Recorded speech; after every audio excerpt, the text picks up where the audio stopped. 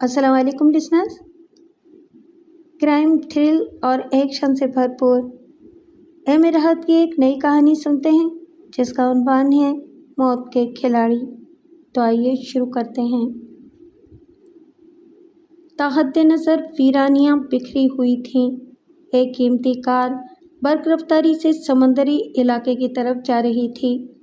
इसमें 3 अफराद सवार थे, 2 मर्द, 1 लड़की। तीनों के चेहरे किसी कदर तशवीश का शिकार थे। मैं दावे से कहता हूँ कुछ न कुछ ज़रूर होगा, मर्दों में से एक ने कहा और दूसरे आदमी ने अपने हाथ का तेज़ थप्पड़ उसके मुंह पर रसीद कर दिया। खून की लकीर उस शख्स के होंठों से नीचे रिसने लगी। तुम्हारी मनहूस पेशगोइयों ने हमारा नाक में दम कर दिया है, लड़की ने कुसीले लहजे में कहा। लेकिन इसी वक्त पेशगोई सच साबित हो गई। गोलियां अचानक चलाई गई थीं और पहली ही बार ने दोनों मर्दों के जिस्मों को छलनी कर दिया था। ड्राइविंग औरत कर रही थी। उसने जितनी फुर्ती से कार का रुख बदला था वो काबिले ताद थी। कार जिस रफ्तार से और जिस रास्ते से आ रही थी उसी पर वापस चल पड़ी। इसकी रफ्तार तूफानी थी। इसी वक्त इस पर एक तेज़ रोशनी पड़ी, साथ ही स्टीन गनों की तड़तड़ाहट गूंजी। लेकिन ड्राइविंग करने वाली ज़रूरत से ज़्यादा होशियार थी। इसने कार लहराना शुरू कर दी। कुछ गोलियां कार की बॉडी से ज़रूर टकराई थीं, लेकिन कोई मौसर निशाना न बन सका और कार साहिली मुहाफिजों की गोलियों की रेंज से निकल गई। औरत तूफ़ानी रफ्तार से कार दौड़ाती हुई शहरी आबादी में दाखिल हो गई। फिर एक जगह कार रोककर उसने पिछली सीट पर निगाह डाली और एक गहरी सांस लेकर रह गई। पीछे बैठे हुए दोनों आदमियों में अब जिंदगी की कोई रमक बाकी नहीं थी। मशरकी घाट में माहीगीरों की बस्ती के करीब साहिल के साथ साथ बने हुए एक हट में बैठे हुए 2 अफराद बार बार अपनी दस्ती खड़ियों को देख रहे थे। हट के बाहर एक नीली कार मौजूद थी। इस वक्त सुबह के तकरीबन 1:30 का अमल होगा, लेकिन हट में मौजूद दोनों अफराद की निगाहों में नींद के खुमार के बजाय गहरी तशवीश और उलझन के तासुरात नज़र आ रहे थे। इनमें एक शख्स दराज कद और दोहरे बदन का मालिक था, दूसरा पस्ता कद और दुबले पतले बदन का मालिक था। दोनों ही के जिस्मों पर चेस्टर मौजूद थे और वह अपनी अपनी पुश्तों पर बैठे बार बार अपनी दस्ती खड़ियों पर नज़र डाल रहे थे। दरमियान में रखी हुई गोल मेज़ पर एक ब्रीफकेस मौजूद था। सोलियर ने क्या वक्त दिया था बॉस? पस्ताकामद आदमी ने फिर सकूत तोड़ते हुए पूछा। इसने मुझे यकीन दिलाया था कि 1 बजे तक वो हर कीमत पर यहाँ मौजूद होगा। दराजकद आदमी ने एक बार फिर अपनी दस्ती खड़ी पर नज़र डालते हुए कहा। सोलियर ने यह भी कहा था कि अगर हमने वक्त की पाबंदी ना की तो नुकसान भी हमारी ज़िम्मे होगा। लेकिन इस वक्त तो 1:30 बज रहा है। हाँ, हो सकता है कि रास्ते में बारिश का पानी ज़्यादा खड़ा हो गया हो और इन्हें यहाँ तक पहुँचने में दुश्वारी का सामना दरपेश हो, दराजकद आदमी ने कहा। हमें एहतियातन 2 बजे तक यहाँ रुकना चाहिए, इसके बाद ही हम यहाँ से रवाना होंगे। यह भी हो सकता है कि वो रास्ते में कानून के मुहाफिजों से उलझ गए हों, पस्ताकद बोला। ऐसी सूरत में अगर उन्होंने अपनी ज़बान खोल दी तो हम भी परेशानियों का शिकार हो जाएंगे। ऐसा नामुमकिन है, दराजकद आदमी ने जवाब दिया। सोलियर और उसके साथी ज़बान को खोलने के बजाय मौत को तरजीह देना ज़्यादा पसंद करेंगे। इसके बावजूद अगर तुम्हारा अंदाज़ा दुरुस्त साबित हुआ तो कानून के मुहाफिज हमारा कुछ नहीं बिगाड़ सकेंगे, इसलिए कि माल सोलियर की तहवील में है। तुम जानो बॉस। लेकिन क्या पुलिस वाले ब्रीफकेस में मौजूद कसीर रकम देखकर सोलियर के बयान पर यकीन नहीं करेंगे? सोहरावर ने कच्ची गोलियां नहीं खेली हैं, दराजकद शख्स ने तेज़ी से कहा। मछलियों की खरीद व फरोख्त के लिए रकम नहायत मुनासिब है और तुम्हें इस बात का इल्म भी है कि मकामी माहीगीरों से ताल्लुकात किस किस्म के हैं। इस वक्त मेरी एक लॉन्च भी घाट पर लंगर अंदाज है जो सुबह अपने सफ़र पर रवाना होने वाली है। हालात नासाजगार होने की सूरत में हम अपनी रवानगी भी ज़ाहिर कर सकते हैं। یہ سوچنا بھی تمہارا کام ہے باس، پستکت آدمی نے لاپرواہی سے کہا۔ مجھے تو صرف تمہارے ایک کام کی پیروی کرنا ہے۔ جواب میں زوراور نے اپنے ساتھی پر ایک اچھڑتی ہوئی نگاہ ڈالی، پھر اٹھ کر کمرے میں ٹہلنے لگا۔ وقت چوں چوں گزرتا جا رہا تھا، اس کے چہرے کے تاثرات زیادہ گہرے ہوتے جا رہے تھے۔ پھر جیسے ہی باہر کسی کار کے رکنے کی آواز ابھری تو وہ چونک کر اٹھے تھے۔ پستکت آدمی زوراور کا اشارہ پا کر تیزی سے دروازے کی جانب لپکا تھا اور ایسا کرتے ہوئے اس کا سیدھا ہاتھ بھی پتلون کی جیب میں پڑے ہوئے ریوالور پر جم گیا تھا۔ زوراور خان تیزی سے قدم بڑھا کر دوبارہ اپنی نشست پر آ گیا تھا، لیکن اس کی نظریں بدستور بیرونی دروازے پر جمی ہوئی تھیں۔ کون ہے؟ دروازے کے قریب پہنچ کر پستکت آدمی نے بلند آواز میں سوال کیا۔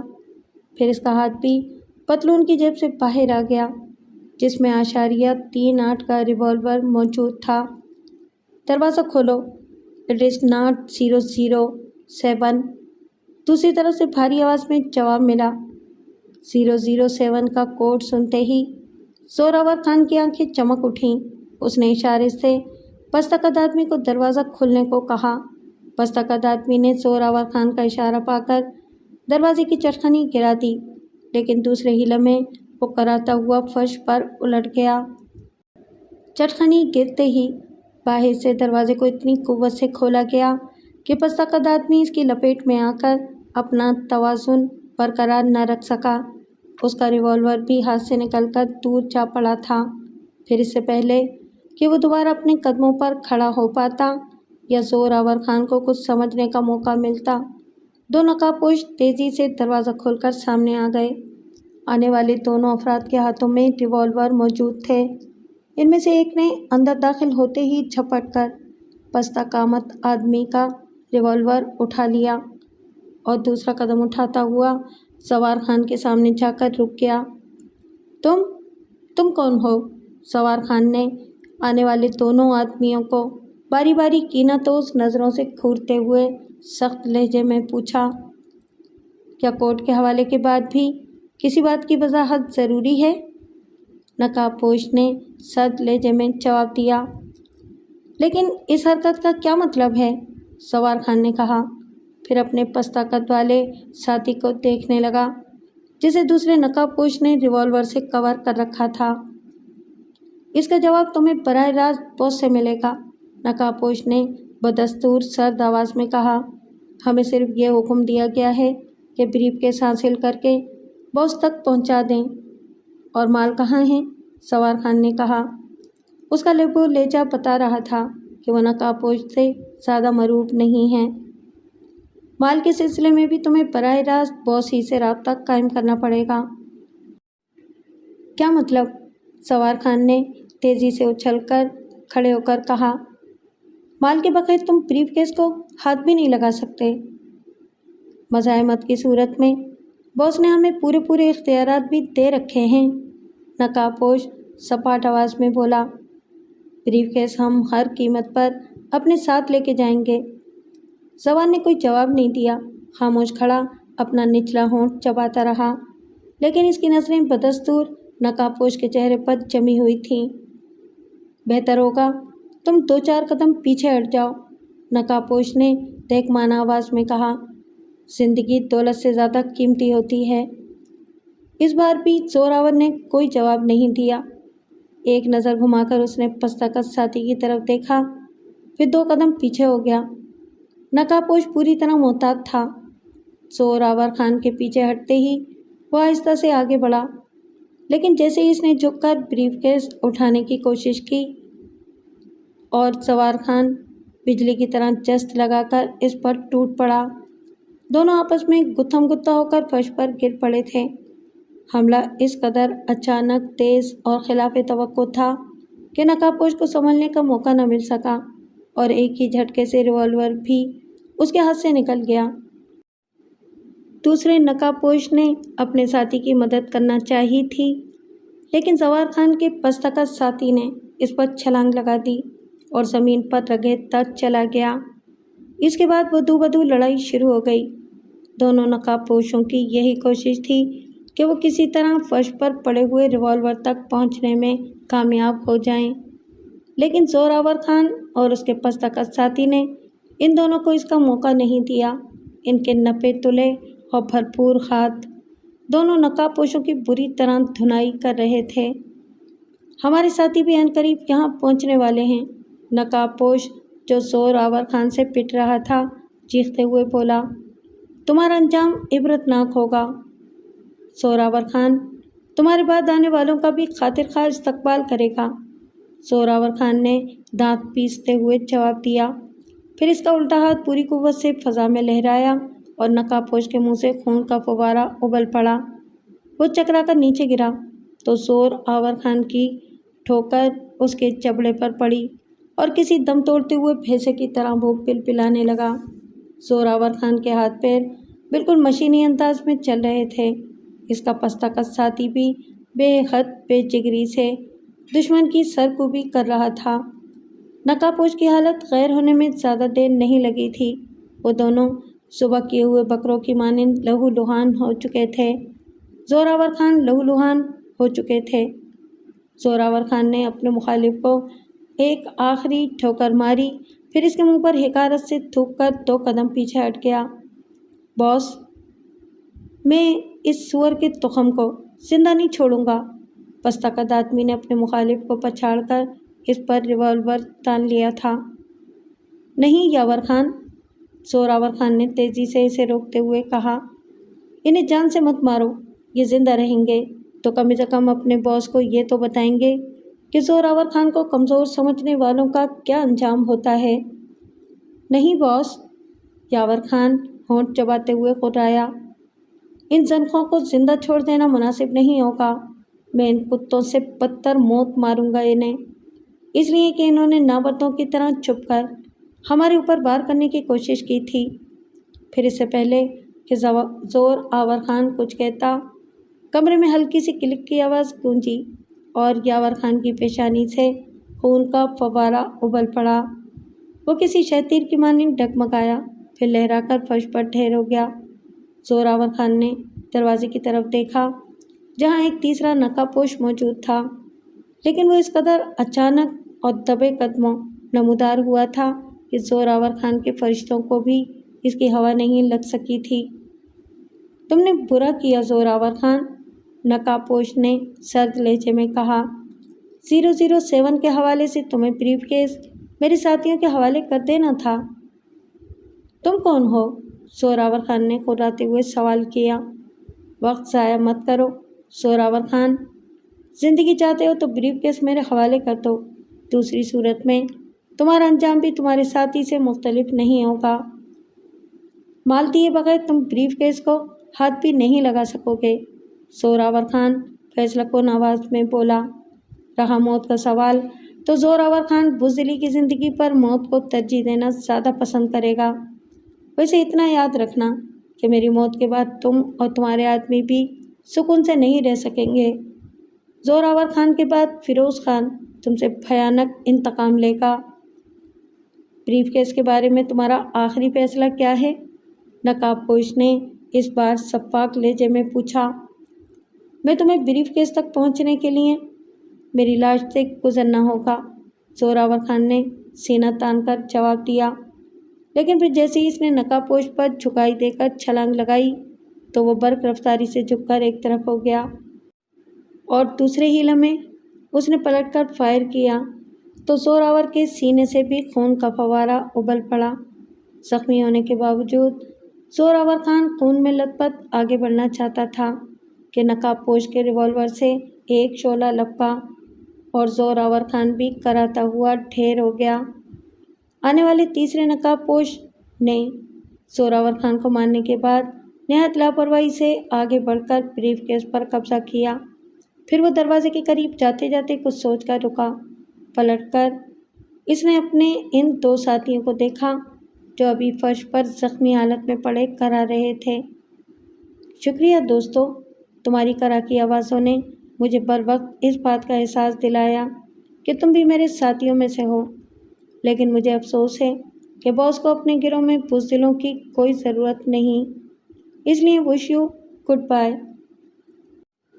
نقاب پوش اپنے دونوں زخمی ساتھیوں کو بھی یکی بعد دیگرے سائلنسر لگے ہوئے ریوالور سے موت کے گھاٹ اتار کر ریوالور جیب میں ڈالتا ہوا ہٹ سے باہر نکل گیا۔ اس کے 2 منٹ بعد ہی کسی کار کے انجن کی آواز ابھر کر دور ہوتی چلی گئی۔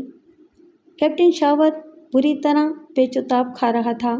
ایک ہی رات میں مشرقی گھاٹ سے 5 لاشوں میں سے 4 لاشیں ایسی تھیں جو ناجائز تجارت اور کالا دھندا کرنے والے گروہ سے متعلق تھیں، اور 5ویں لاش فشریز ڈپارٹمنٹ کے ڈرائیور مائیکل کی تھی۔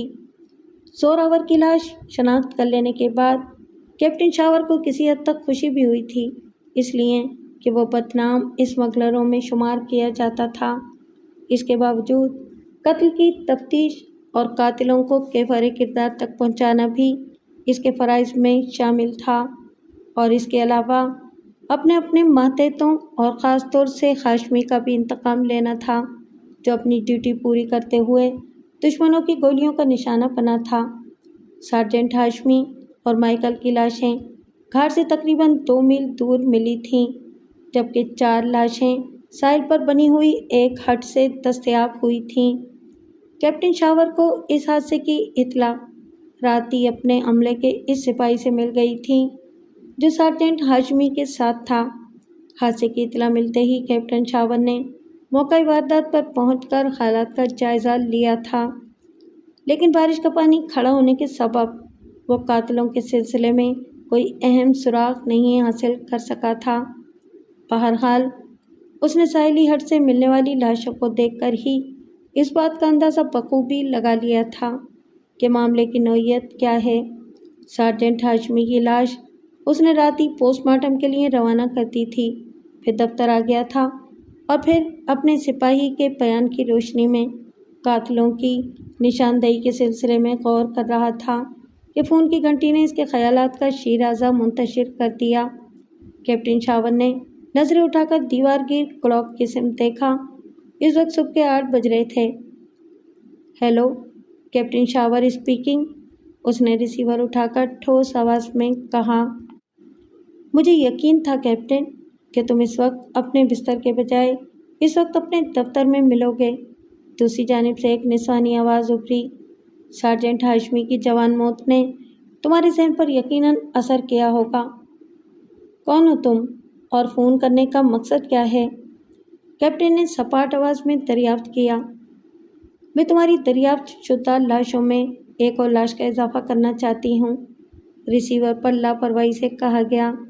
13ویں شاہراہ پر یونیورسل ڈپارٹمنٹ کی وہ وین تمہاری منتظر ہے جسے بدنصیب مائیکل ڈرائیو کر رہا تھا، اور وین کے اندر قانون کے مطلوب ایک پرانے مجرم پیگ ہی نے سارجنٹ ہاشمی کے جسم کو اسٹین گن کے بسٹ سے چھلنی کیا تھا۔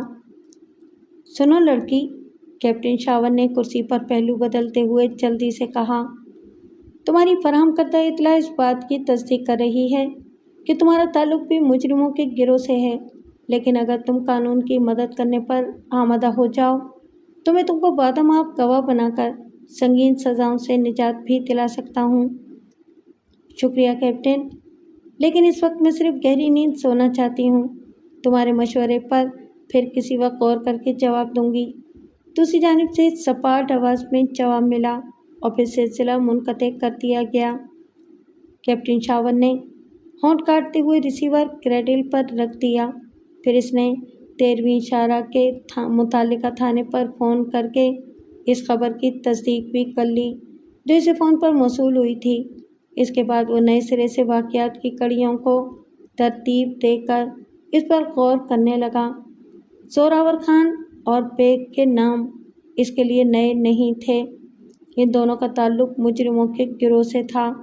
زوراور خان بظاہر ایک رجسٹرڈ فرم کی آڑ میں مچھلیوں کا کاروبار کر رہا تھا، لیکن درپردہ ایک بدنام زمانہ اسمگلر بھی تھا جو اپنی لانچوں کے ذریعے معقول کمیشن پر دوسرے لوگوں کا ناجائز مال بھی بیرونی منڈیوں تک پہنچایا کرتا تھا، لیکن متعدد بار پولیس اور کسٹم کے چھاپوں کے باوجود ابھی تک پکڑا نہیں جا سکا تھا، اور اس کی وجہ صرف یہ تھی کہ وہ ناجائز تجارت کے معاملے میں انتہائی دیانت اور اپنے ٹھوس اصولوں کا پابند پاکے ہوا تھا، اور یہی وجہ تھی کہ اس کے ساتھ کاروبار کرنے والے اس کے لیے مخبری کے فرائض بھی انجام دیتے تھے، اور ہر بار حیرت انگیز طور پر پولیس اور کسٹم کی دسترس سے بچ جاتا تھا، شاید اس لیے کہ وہ متعلقہ افسران اور ان کے ماتحت عملے کے بددیانت افراد سے بھی ساز باز رکھتا تھا، اور انہیں قانونی نقل و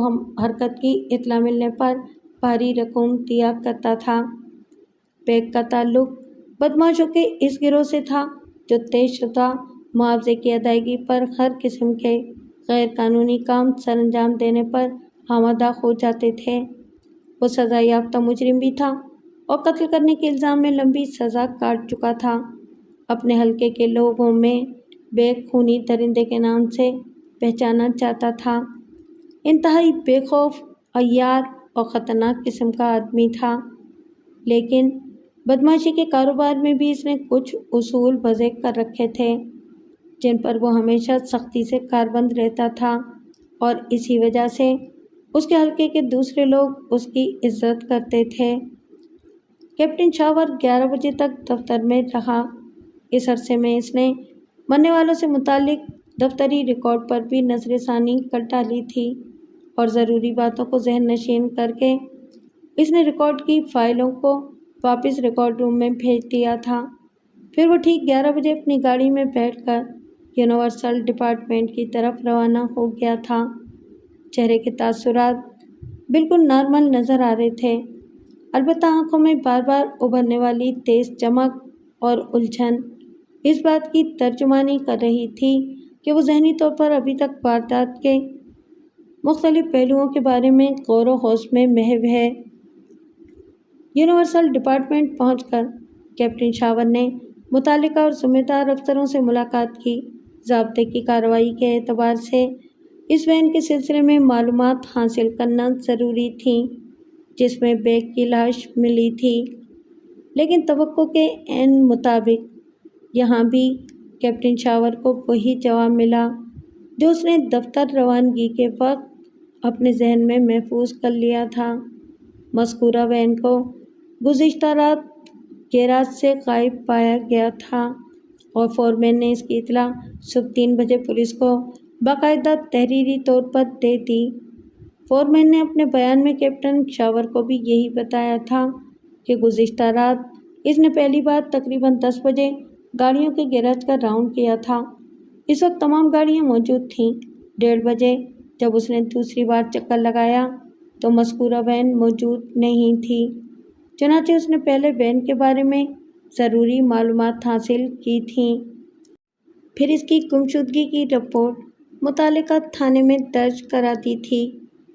فورمین کا بیان اپنی جگہ مکمل تھا۔ کیپٹن شاور نے اپنے تجربے کی روشنی میں اندازہ لگا لیا تھا کہ فورمین بے قصور ہے، لہٰذا اس نے وہاں وقت برباد کرنا مناسب نہیں سمجھا، اور مقتول ڈرائیور مائیکل کے بارے میں چند رسمی باتیں دریافت کرنے کے بعد سیدھا نیسلے اسٹریٹ کی طرف روانہ ہو گیا جہاں مقتول زوراور کا دفتر واقع تھا۔ کیپٹن شاور کو متعلقہ دفتر پہنچ کر مقتول زوراور کے بھائی فیروز خان سے ملنے میں کوئی دشواری نہیں ہوئی، البتہ اسے اس بات پر حیرت ضرور ہوئی تھی کہ فیروز خان نے پٹھانوں کے روایتی انداز میں مسکراتے ہوئے بڑی گرم جوشی سے اس کا استقبال کیا تھا۔ اس کے چہرے پر کیپٹن شاور کو کوئی ایسی علامت نظر نہیں آ رہی تھی جس سے وہ اس بات کا اندازہ لگا سکتا کہ فیروز خان نے اپنے بڑے بھائی کی دردناک موت کا کوئی اثر لیا ہے۔ یہ بھی ممکن تھا کہ ابھی تک حالات اس کے علم میں نہ آئے ہوں۔ بہرحال کیپٹن شاور چند رسمی باتوں کے بعد اصل مقصد کی طرف آتے ہوئے سنجیدگی سے زوراور خان کے بارے میں دریافت کیا تو ایک لمحے کو فیروز خان کے چہرے پر سرخی طاری ہو گئی، لیکن دوسرے لمحے اس نے خود پر قابو پاتے ہوئے کہا، مجھے اپنے بھائی کی موت کی اطلاع مل چکی ہے کیپٹن۔ میرا ایک نمائندہ پولیس سرجن سے بھی ملاقات کر چکا ہے۔ پولیس سرجن نے اسے یقین دلایا ہے کہ لاش پوسٹ مارٹم کے بعد ہمیں شام تک مل جائے گی اور اس کے بعد ہی ہم تجہیز و تکفین کا بندوبست کریں گے۔ فیروز خان، کیپٹن شاور نے طبی زبان میں کہا، کیا تم مجھے یہ بتانا پسند کرو گے کہ زوراور کن حالات کا شکار ہوا ہے؟ یہ معلوم کرنا تمہارا کام ہے کیپٹن۔ میں صرف اتنا جانتا ہوں کہ زوراور خان نے پشت پر گولی نہیں کھائی تھی۔ ہمیں وہاں سے 3 لاشیں اور بھی دستیاب ہوئی ہیں، کیپٹن شاور نے کہا۔ میرا اندازہ ہے کہ وہ دونوں نقاب پوش اچانک ہی ٹوٹ پڑے ہوں گے، ورنہ زوراور۔ پلیز کیپٹن، فیروز خان نے روکھے انداز میں بات کاٹتے ہوئے کہا، مجھے ان حالات سے کوئی دلچسپی نہیں۔ میرے لیے یہی صدمہ کافی ہے کہ زوراور کا سایہ میرے سر سے اٹھ چکا ہے، لیکن مجھے اس بات پر فخر ہے کہ وہ بزدلوں کی طرح نہیں مرا۔ ٹھیک ہے، یہ تمہارا ذاتی مسئلہ ہے، لیکن قانون بھی اپنے تقاضے پورے کرنے پر مجبور ہے، کیپٹن شاور بڑے نپے تلے انداز میں بولا۔ میں صرف یہ جاننا چاہتا ہوں کہ مقتول زوراور خان کی دشمنی کن لوگوں سے تھی، اس لیے کہ قاتلوں کو کیفر کردار تک پہنچانا میرا فرض ہے۔ مجھے افسوس ہے کیپٹن، زوراور خان کے بھائی فیروز خان نے سپاٹ آواز میں جواب دیا۔ میں اس سلسلے میں تمہاری کوئی مدد نہیں کر سکوں گا، اس لیے کہ مجھے نہیں معلوم کہ زوراور خان کن حالات کا شکار ہوا ہے۔ کیا مرنے سے پیشتر زوراور خان نے تمہیں اپنے کسی دشمن کے بارے میں کچھ نہیں بتایا تھا؟ نہیں، کوئی اور ایسی بات جو قاتلوں کی نشاندہی کر سکے؟ کیپٹن شاور نے فیروز خان کی آنکھوں میں ابھرنے والی خون کی سرخی کو محسوس کرتے ہوئے پوچھا۔ میں کہہ چکا ہوں کہ مجھے نہیں معلوم، فیروز خان چلا کر بولا۔ وہ دوسرا آدمی کون تھا جو زوار خان کے ساتھ ہٹ میں موجود تھا؟ اس کا نام یاور خان تھا، فیروز خان ہونٹ چباتے ہوئے بولا۔ ہماری ایک فرم کا پرانا ملازم تھا، تم چاہو تو ریکارڈ بھی چیک کر سکتے ہو۔ کیا تمہیں اس بات کا علم تھا کہ کل رات زوراور خان اور یاور خان ساحلی ہٹ پر جانے والے تھے؟ مجھے اس کا متعلق کوئی علم نہیں تھا، فیروز خان نے نفرت بھرے انداز میں جواب دیا، پھر غصے میں اپنا نچلا ہونٹ کاٹنے لگا۔ ہمیں مین شاہراہ سے بیگ کی لاش بھی ملی ہے۔ پھر میں کیا کروں؟ فیروز نے تیزی سے کہا۔ تمہیں قانون کی مدد کرنی چاہیے فیروز خان، کیپٹن شاور نے نرم لہجے میں کہا۔ مجھے یقین ہے کہ اگر تم چاہو تو قانون کو درپیش مشکلات بآسانی حل ہو سکتی ہیں۔ وقت کا انتظار کرو کیپٹن، فیروز خان نے ہاتھ مسلتے ہوئے کہا۔ خون کبھی رائے گا نہیں جاتا، اپنا رنگ ضرور دکھاتا ہے۔ گویا تم براہ راست زوار خان کے قاتلوں سے بدلہ لینا چاہتے ہو، کیپٹن شاور نے چبھتے ہوئے انداز میں سوال کیا۔ اگر میرے مقدر میں یہی لکھا ہے کہ میں اپنے بھائی کے قاتلوں کے خون سے اپنے ہاتھ رنگوں تو یقیناً ایسا ہی ہوگا، فیروز خان نے محتاط نظروں سے کیپٹن شاور کو گھورتے ہوئے جواب دیا۔ تقدیر کے لکھے کو کون مٹا سکتا ہے؟ کوئی نہیں۔ تمہیں اس وقت آرام اور سکون کی ضرورت ہے، کیپٹن شاور نے اٹھتے ہوئے کہا۔ میں 1-2 دن میں دوبارہ تم سے رابطہ کروں گا۔ مجھے توقع ہے کہ جب تک تم اپنا فیصلہ بدلنے کے لیے ضرور آمادہ ہو جاؤ گے۔ ہمارے فیصلے اٹل ہوتے ہیں کیپٹن، فیروز خان نے سرد آواز میں جواب دیا۔ بدلہ نہیں کرتے۔ اس کے باوجود میں پھر تم کو یہی مشورہ دوں گا کہ قانون کو اپنے ہاتھ میں لینے کی حماقت ہرگز نہ کرنا، کیپٹن شاور نے کچھ سوچتے ہوئے کہا۔ جو افراد زوراور خان جیسے شخص کو بے بسی کی موت سے دوچار کر سکتے ہیں، وہ تمہیں بھی نہایت آسانی سے اپنے راستے سے ہٹا دیں گے۔ اس کا فیصلہ بھی آنے والا وقت کرے گا، فیروز خان نے ہونٹ چباتے ہوئے انتہائی سرد اور شفاف لہجے میں جواب دیا۔ کیپٹن شاہ نخیز نگاہوں سے فیروز خان کے چہرے پر ابھرنے والے تاثرات کو دیکھا، پھر میز سے اپنی فلیٹ ہیٹ اٹھاتا ہوا خاموشی سے کمرے سے باہر چلا گیا۔ سولیئر نے شب خوابی کا لباس پہن کر एक तौबा शिकन अंगड़ाई ली, फिर थके थके अंदाज में आगे बढ़कर अपने बिस्तर पर लेट गई। इसके चेहरे पर उदासी और बोरियत के मिले जुले तासुरात नज़र आ रहे थे, और इसकी वजह ये थी कि इसे सिर्फ अपने फ्लैट तक महदूद रहने का हुक्म दिया गया था। चुनांचे वो गुज़िश्ता 3 रोज़ से अपने 2 कमरों के फ्लैट में मबहूस होकर रह गई थी। फ्लैट में फ़ोन भी था, मगर ऊपर से मिलने वाले अहकामात की रोशनी में उसने रिसीवर को हाथ लगाने की हिमाकत भी नहीं की थी। इसे मालूम था कि अहकामात की खिलाफवर्जी की सूरत में इसे इबरतनाक हालात से दो चार होना पड़ेगा। बिस्तर पर लेटकर सोलियर ने साइड टेबल से एक अंग्रेज़ी रिसाला उठाकर इसकी बरकिरदानी शुरू कर दी, लेकिन जल्दी उकताकर उसने रिसाले को एक तरफ फेंक दिया। फिर उसने अपने गुदास बाजुओं को सुकेड़कर आसाबी थकन दूर करने की कोशिश की। इसके बाद हाथ बढ़ाकर वो लाइट ऑफ करने का इरादा कर ही रही थी कि फ्लैट के दरवाजे पर दस्तक की आवाज़ सुनकर यूं उछल पड़ी जैसे उसका जिस्म बिजली के नंगे तारों से छू गया हो। मसेरी से उठकर उसने बर्क रफ्तारी से लपक कर मेज से अपना ऑटोमेटिक रिवॉल्वर उठा लिया, फिर दरवाजे की सिमत घूरने लगी। दूसरी बार दस्तक की आवाज़ उभरी तो वह कदम उठाती हुई दरवाजे के करीब पहुंच गई। फिर उसने कदरे दबी हुई आवाज़ में पूछा, कौन है? दरवाज़ा खोलो। और इसके एक मखसूस हवाले पर सोलियर ने दरवाज़ा खोलने में किसी हिचकिचाहट का मुजाहरा नहीं किया था। वो जिस गिरोह से ताल्लुक़ रखती थी, इसके अफराद एक दूसरे को इसी कोड से शनाख्त करते थे। इसने भी गिरोह के दूसरे अफराद की तरह कभी अपने पुरस्कार बॉस की शक्ल नहीं देखी थी। अलबत्ता इसे जो इकामात दिए जाते थे वो भी एक मखसूस कोडवर्ड में दिए जाते थे। गिरोह कितने अफराद पर मुश्तमिल था, इसे इस बारे में भी कोई इल्म नहीं था। इसने जानने की कोशिश भी नहीं की थी, इसलिए कि गिरोह में शामिल होने के बाद वो गुज़िश्ता 1.5 साल से निहायत ऐश की ज़िंदगी गुजार रही थी। रहने के लिए इसे मौजूदा फ्लैट दिया गया था जिसमें ज़िंदगी की तमाम आसाइशें मौजूद थीं। इसके अलावा हर माह इसे बड़ी पाबंदी से 10,000 रुपये की रकम मिलती रहती थी, जो इसकी ज़रूरियात से कहीं ज़्यादा थी। लिहाजा वो हर माह एक माकूल रकम पसंदाज भी कर लेती थी। गिरोह में इसकी शमूलियत बेग की वसातत से हुई थी।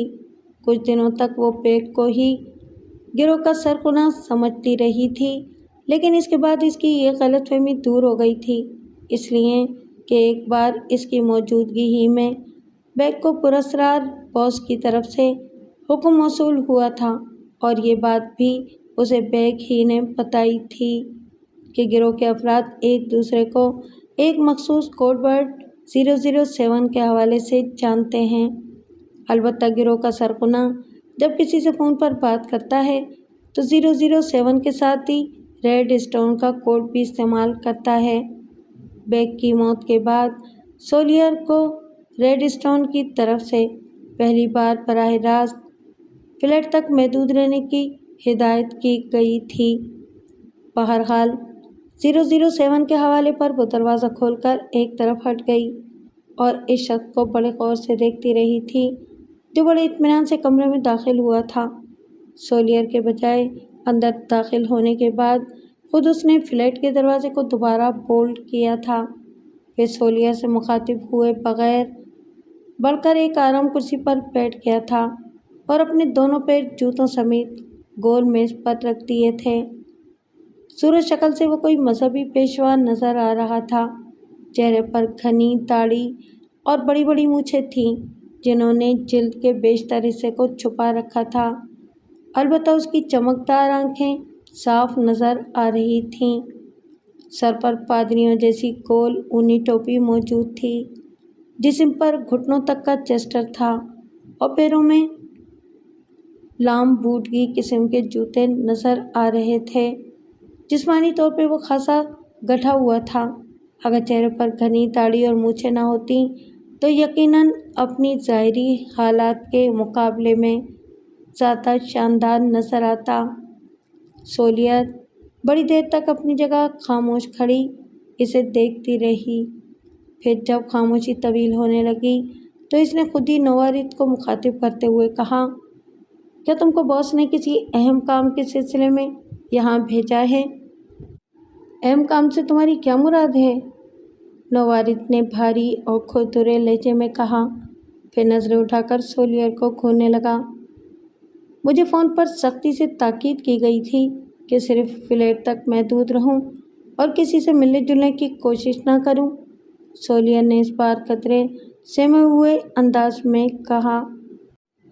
نوارد نے جس انداز میں اسے تیز نگاہوں سے گھورا تھا، اس سے سولیر کو یہی شبہ ہوا تھا کہ کہیں وہ خود ہی گروہ کا پراسرار باس نہ ہو۔ اس کا رکھ رکھاؤ اور بولنے کا انداز بھی اس کی شخصیت ہی کی طرح پراسرار اور معنی خیز نظر آ رہا تھا۔ حالات کے پیش نظر یہ ضروری تھا کہ تم فی الحال فلیٹ تک ہی محدود رہو۔ نوارد نے جس انداز میں اسے تیز نگاہوں سے گھورا تھا، اس سے سولیر کو یہی شبہ ہوا تھا کہ کہیں وہ خود ہی گروہ کا پراسرار باس نہ ہو۔ اس کا رکھ رکھاؤ اور بولنے کا انداز بھی اس کی شخصیت ہی کی طرح پراسرار اور معنی خیز نظر آ رہا تھا۔ حالات کے پیش نظر یہ ضروری تھا کہ تم فی الحال فلیٹ تک ہی محدود رہو، نوارد سنجیدگی سے بولا۔ زوراور خان کی موت کے بعد فیروز خان کا خطرہ باقی ہے۔ کیا یہ ممکن نہیں ہے کہ کوئی تمہارا تعاقب کرتا ہوا میرے فلیٹ تک آ گیا ہو؟ سولیر نے نوارد کو ٹٹولنے کی کوشش کرتے ہوئے کہا۔ سولیر، اچانک نوارد نے غراتے ہوئے کہا، تم میرے بارے میں کسی ذہنی الجھن کا شکار ہو رہی ہو؟ کیا 007 کا حوالہ تمہارے لیے کافی نہیں ہے؟ لیکن باس نے کہا تھا کہ… بکو مت، نوارد نے ایک پاؤں میز سے اٹھا کر تیزی سے زمین پر مارتے ہوئے کہا۔ باس نے یہ بھی کہا تھا کہ زوراور کو مال فراہم کیے بغیر رقم کا بریف کیس اس سے چھین لیا جائے اور پھر اسے موت کے گھاٹ بھی اتار دیا جائے۔ لیکن میں اس سلسلے میں کچھ نہیں جانتی، سولیر خوفزدہ انداز میں بولی۔ ممکن ہے گروہ کے کسی اور آدمی نے ہمیں ڈبل کراس کرنے کی کوشش کی ہو۔ بیگ کے بعد اب صرف تم ہی باقی رہ جاتی ہو، اس لیے حالات کا علم تمہیں زیادہ بہتر ہوگا۔ نوارد نے اب براہ راست سولیر کی نگاہوں میں نگاہیں ڈالتے ہوئے کہا۔ باس کو ہر قیمت پر وہ رقم اور آدمی مطلوب ہے جس کی بنا پر حالات نے مخدوش صورت اختیار کر لی ہے۔ کیا باس کو اس بات کا علم نہیں ہے کہ میں سارجنٹ ہاشمی سے ٹکراؤ ہونے کے بعد ہی واپس لوٹ آئی تھی؟ سولیر نے تیزی سے کہا۔ گھاٹ پر زوراور خان کے ساتھ جو حادثہ پیش آیا ہے، اس کی اطلاع مجھے اخبارات کے ذریعے ہوئی ہے، لیکن زوراور کو گھاٹ پر پہنچنے کی ہدایت تم نے دی تھی، نوارد نے اپنا دوسرا پیر بھی زمین پر رکھتے ہوئے کہا۔ یہ بھی تو ہو سکتا ہے کہ تم نے اور بیگ نے مل کر رقم لوٹنے کا کوئی پلان مرتب کیا ہو، لیکن سارجنٹ ہاشمی کی وجہ سے تم کامیاب نہ ہو سکیں اور تمہارے اور بیگ کے دوسرے ساتھی اپنے مقصد میں کامیاب ہو گئے ہوں گے اور رقم لے کر فرار ہو گئے۔ باس انہی لائنوں پر غور کر رہا ہے۔ نہیں، سولیر سلجھے ہوئے لہجے میں بولی، یہ میرے اوپر سراسر بہتان ہے۔ کیا تم کوئی ثبوت پیش کر سکتی ہو کہ تم اس معاملے میں بے قصور ہو؟ نوارد ہونٹ چباتا ہوا اٹھ کھڑا ہوا۔ اس کے تیور خراب ہوتے جا رہے تھے۔ میرے پاس اس کے سوا اور کوئی ثبوت نہیں ہے کہ میں واردات والی رات سے ابھی تک اسی فلیٹ میں بند ہوں، سولیر کے لہجے میں بے بسی تھی۔ پھر سوچ لو، سولیر، نوارد قدم بڑھاتا ہوا سولیر کے قریب آ کر کرخت لہجے میں بولا۔ ابھی بات صرف ہم دونوں کے درمیان ہے، لیکن اس کے بعد شاید میں بھی تمہارے بچاؤ کے لیے کچھ نہ کر سکوں۔ میں مقدس مریم کی قسم کھا کر کہتی ہوں کہ مجھے رقم کے بارے میں کچھ نہیں معلوم، سولیر نے تیزی سے کہا۔ باس سے تمہاری گفتگو آخری بار کب ہوئی تھی؟ اسی رات جس روز ہم سارجنٹ ہاشمی سے ٹکرا کر فرار ہوئے تھے، سولیر بولی۔ میں یقین سے نہیں کہہ سکتی کہ وہ باس ہی رہا ہوگا، لیکن میں نے اسی فون نمبر پر اطلاع دی تھی جو بیگ نے فراہم کیا تھا۔ کیا براہ راست تم نے बॉस से कभी मुलाकात नहीं की थी? नवारित ने इसे घूरते हुए पूछा। नहीं। फिर तुम इस बात को इतने यकीन से किस तरह कह सकती हो कि जिसने तुम्हें फ्लैट तक महदूद रहने का हुक्म दिया था वो तुम्हारा बॉस ही था? फ़ोन पर इसने रेड स्टोन का हवाला भी दिया था। सोलियर थूक निकलते हुए बोली। वो कौन था? मैं यकीन से नहीं कह सकती, लेकिन बेक ने मुझको यही बताया था कि बॉस जब भी किसी से बराह रास्त गुफ्तगू करता है तो रेड स्टोन का रेफरेंस ज़रूर देता है। वो नंबर क्या थे जिन पर तुमने हादसे वाली रात बेक और माइकल की मौत की इतला दी थी? सोलियर ने जल्दी से वो नंबर दोहरा दिए, लेकिन फिर वो किसी फौरी ख्याल से चौंक उठी। इसने सोचा था कि अगर नौवारिद इसी गिरोह का कोई शख्स है तो फिर खुफिया बातों की वजाहत किस लिए तलब कर रहा है। फिर एक ख्याल आते ही इसका हाथ ब्लाउज की तरफ उठा था जहां उसने अपना ऑटोमेटिक महफूज कर लिया था, लेकिन कबल इसके कि वह अपना ऑटोमेटिक निकालने में कामयाब होती, नवारिद का उल्टा हाथ पूरी कुव्वत से घूमा और सोलियर लहराती हुई फर्श पर उलट गई। नवारिद ने तेजी से लपक कर एक ही झटके में इसके गिरेबान में खाद डालकर ऑटोमेटिक अपने कब्जे में कर लिया। फिर सपाक लहजे में बोला, अगर ज़िंदगी चाहती हो तो मुझे अपने बॉस के एड्रेस से आगाह कर दो, वरना तुम्हारा अंजाम भी बेहद ख़तरनाक होगा। मैं कुछ नहीं जानती, सोलियर ने खौफज़दा लहजे में जवाब दिया। मैं तुम जैसी खूबसूरत नागनों का जहर निकाल कर इनको अपने इशारों पर नचाना भी जानता हूँ। नवारिद गज़बनाक लहजे में कुर्राया। उठो। सोलियर ने उठने में देर नहीं लगाई थी। उसका दिल गवाही दे रहा था कि वो गलत हाथों में फंस चुकी है, लेकिन अब उसके पास बचाव की कोई सूरत नहीं थी। बेग के अलावा तुम गिरोह में और कितने अफराद से वाकिफ़ हो? नवारिद ने सपाक लहजे में सवाल किया। मैं 2-3 साथियों के अलावा किसी से वाकिफ़ नहीं हूँ।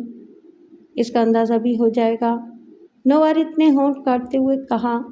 फिर उसका हाथ पूरी कुव्वत से घूमकर सोलियर की कनपुटी पर कुछ ऐसे मौसर अंदाज में पड़ा कि वो चकरा गई और बेहोश होकर फर्श पर ढेर हो गई। नवारिद ने झपट कर इसे उठाकर कंधे पर डाला, फिर तेजी से फ्लैट से बाहर निकल गया। गहरे गिरे रंग की मर्सिडीज जो रास्ते से घूमकर रेंजर स्ट्रीट की जानिब फर्राटे भरने लगी। स्टीयरिंग पर नजर आने वाला शख्स अपने कवा के एतबार से खासा मजबूत और सख्त गिर तबीयत का मालिक नजर आ रहा था। 3-पीस सूट ने इसकी शख्सियत को खासा उजागर कर रखा था। चेहरे पर फ्रेंच कट दाढ़ी थी और आंखों पर स्याह रंग के शीशे वाली ऐनक नजर आ रही थी।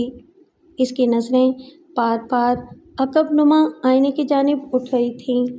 चेहरा किसी किस्म के जज्बात की तर्जुमानी से यकसर आरी था, लेकिन फिर अचानक वो चौंका था। फराज खान, इसने सपाट लहजे में अपने बराबर बैठे हुए शख्स से कहा। मेरा ख्याल है कि हमारा ताक़ुब किया जा रहा है। मैं देख रहा हूँ बॉस, फराज खान बोला।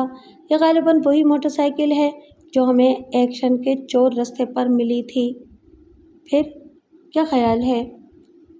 हमें पहले अपना रास्ता साफ करना पड़ेगा, फराज खान ने सर्द आवाज़ में जवाब दिया। ठीक है, मैं स्पीड कम करता हूँ, लेकिन मेरी इजाज़त के बगैर तुम गोली नहीं चलाओगे। स्टीयरिंग पर बैठे हुए शख्स ने, जो फिरोज़ खान के अलावा और कोई नहीं था, ठोस आवाज़ में कहा। मुमकिन है हमने इस बारे में गलत अंदाज़ा लगाया हो। फिर मर्सिडीज़ की रफ्तार कम होने लगी। पुश्त से आने वाली मोटरसाइकिल और मर्सिडीज़ का फासला हर लम्हा घट रहा था। फराज खान ने अपना रिवॉल्वर निकाल लिया था और अब इसकी आंखें किसी उकाब की तरह अकब नुमा शीशे पर अपने शिकार पर जमी हुई थी। फिरोज़ खान भी इससे गाफिल नहीं था। मोटरसाइकिल इसी रफ्तार से करीब आ रही थी। फिर वो मर्सिडीज़ से गुजरकर आगे निकल गई तो फिरोज़ खान ने इत्मीनान का सांस लेते हुए कहा, मेरा ख्याल है कि वो हमारा ताक़ुब नहीं कर रहा था, लेकिन अब अगर वो नज़र आए तो तुम उनसे पूछे बगैर इसे गोली मार देना। जो हुक्म बॉस, फराज खान ने संजीदगी से जवाब दिया। फिर रिवॉल्वर जेब में डाल लिया। रेंजर स्ट्रीट की 11वीं शाहराह पर पहुंचकर मर्सिडीज़ एक 7 मंजिला इमारत के करीब रुक गई। फराज खान ने इमारत पर लिखे हुए नाम को देखा और फिर दरवाज़ा खोलते हुए बोला, हमारी मतलूबा इमारत यही है बॉस, बशर्ते कि लड़की ने हमें गलत रास्ते पर डालने की कोशिश न की हो। सोलियर हमारे कब्जे में है। अगर इसने गलत बयानी से काम लिया है तो इसे इसकी भयानक सज़ा दी जाएगी। चलो उतरो नीचे। फिर वो दोनों ही मर्सिडीज से नीचे आ गए। कुर्ब जवार में हर तरफ सन्नाटा तारी था। फिरोज़ खान ने अपनी दस्ती घड़ी पर नज़र डाली, फिर बड़े इत्मीनान से इमारत में दाखिल होकर ज़ीनत तय करने लगा। लिफ्ट 12 बजे के बाद बंद कर दी गई थी। फराज खान किसी आदमखोर चीते की तरह फिरोज़ खान के पीछे पीछे चल रहा था। चौथी मंजिल पर पहुंचकर वो एक फ्लैट के सामने रुके जिस पर जॉन एडगर नाम की तख्ती नज़र आ रही थी। तुम बाहर ही रुकोगे? फिरोज़ खान ने सरगोशी की और फिर काल बेल पर उंगली रख दी। अंदर घंटी बजने की आवाज़ गूंजती रही। फिर बैरूनी दरवाजे से रोशनी की किरण बाहर निकली तो फिरोज़ खान ने काल बेल से उंगली हटाकर बड़ी सूरत से जेब से अपना रिवॉल्वर निकाल लिया जिसमें पहले ही से साइलेंसर लगा हुआ था। फिरोज़ खान इसका इशारा पाकर दरवाजे के करीब दीवार से चिपक कर खड़ा हो गया। कौन है? अंदर से बहकी हुई आवाज़ में दरियाफ्त किया गया। 007। फिरोज़ खान ने कतरे दबी हुई आवाज़ में जवाब दिया। दूसरी जानिब से दरवाजे के बोल्ट खुलने की आवाज़ उभरी। फिर जैसे ही दरवाज़ा खुला फिरोज़ खान ने इसे पूरी कुव्वत से अंदर की जानिब धकेला और झपटकर अंदर दाखिल हो गया। दरवाजे के करीब एक लंबे कद और घटे हुए जिस्म का शख्स ड्रेसिंग गाउन में फर्श पर अपनी नाक सहला रहा था। सर्द शदीद थी इसलिए इसे संभलने का मौका न मिल सका था। फिरोज़ खान ने पलटकर दरवाज़ा बंद किया, फिर अपने शिकार को घूरते हुए बोला, क्या जॉन एडगर तुम्हारा ही नाम है? हाँ, लेकिन तुम इस हुलिये में शायद तुम मुझे शनाख्त नहीं कर सकोगे। फिरोज़ खान ने करख्त लहजे में जवाब दिया, लेकिन तुम मेरे भाई के नाम से बखूबी वाकिफ़ हो। मैं सवार खान का भाई फिरोज़ हूँ। फिरोज़ खान? एडगर ने हैरत से कहा। फिर वो उठने की कोशिश कर रहा था कि फिरोज़ खान की भरपूर ठोकर इसके जबड़े पर पड़ी और एडगर कराता हुआ दोबारा ज़मीन पोस हो गया। खून की एक लकीर उसके चेहरे को रंगीन कर रही थी। क्या मुझे ये भी बताना पड़ेगा कि मेरे आने का मकसद क्या है? फिरोज़ खान ने सप्पाक लहजे में कहा। तुम्हें यकीनन कोई गलतफहमी हुई है, एडगर ने कराते हुए जवाब दिया, और इस गलतफहमी का नाम सोलियर है जो अब मेरे कब्ज़े में है। फिरोज़ खान बिगड़े हुए तेवर से बोला, जिस रात जोरावर खान से रकम छीनकर इसे गोली मारी गई थी, इसी रात सोलियर ने तुम्हें फ़ोन पर हादसे की इतला दी थी, और अब तुम मुझे बताओगे कि तुम्हारा बॉस कहाँ रुपोश है और जोरावर खान को किस बलदुल हराम ने मौत के घाट उतारा है। मुझे इसके ठिकाने का इल्म नहीं है, एडगर ने होंठ चबाते हुए कहा। जोरावर खान के सिलसिले में भी बॉस ही को बेहतर मालूम होगा। जहन पर जोर देकर सोचने की कोशिश करो एडगर। हो सकता है मौत का खौफ तुम्हारी याददाश्त को ताज़ा कर दे। फिरोज़ खान ने रिवॉल्वर का रुख उसकी जानिब करते हुए सप्पाक आवाज़ में कहा। तो एडगर हकलाने लगा। मम्मी, मैं बेकसूर हूँ। फिरोज़ खान, हालात ने मुझे भी इस शिकंजे में बेबस कर दिया है। तुमने अगर मेरी जान बख्श भी दी तो वो मुझे मार डालेगा। वो कौन? बॉस, एडगर खौफज़दा लहजे में बोला। गोया तुम इसे जानते हो? फिरोज़ खान ने तेज़ आवाज़ में सवाल किया। जोरावर खान भी इसे बखूबी वाकिफ़ था। जॉन एडगर बोला, तुमने भी शायद मास्टर पोकर का नाम सुना होगा। Master poker? फिरोज़ खान ने चौंकते हुए कहा। क्या वही तुम्हारा बॉस है? हाँ, जॉन ने जल्दी से थूक निकलने की कोशिश करते हुए कहा। कम से कम मैं इसे बॉस ही की हैसियत से जानता हूँ। मुझे हमेशा इसी की तरफ से काम मिलते हैं और रेड स्टोन का रेफरेंस भी इसी के लिए मखसूस है, लेकिन इसके ठिकाने से मैं भी वाकिफ़ नहीं हूँ। कोई नहीं जानता कि वो कहाँ रहता है। अलबत्ता मैंने सिर्फ इतना ज़रूर सुना है कि वो एक रात जिस छत के नीचे गुजारे दूसरी रात वहाँ नहीं गुजारता। अपने साय से भी मोहतात रहने का आदी है। लेकिन फिरोज़ खान इसे समंदर की गहराइयों से भी निकाल लेगा। فیروز خان نے حقارت سے کہا، پھر ایڈگر کو گھورتے ہوئے بولا، اس بات کی کیا ضمانت ہے کہ تم جو کچھ کہہ رہے ہو ٹھیک ہی کہہ رہے ہو؟ یہ بھی تو ممکن ہے کہ تم اپنے باس کو بچانے کی خاطر مجھے پوکر کے راستے پر لگانا چاہتے ہو، اس لیے کہ میں پوکر کو صرف ایک تھرڈ ریٹ مجرم کی حیثیت سے جانتا ہوں اور مجھے اس کے ایک دو ٹھکانوں کا بھی علم ہے۔ میں کوئی ثبوت پیش نہیں کر سکتا، لیکن اتنا ضرور جانتا ہوں کہ اسے تمہارے یہاں آنے کی اطلاع مل جائے گی اور پھر وہ قہر آلود ہو کر مجھ پر نازل ہوگا۔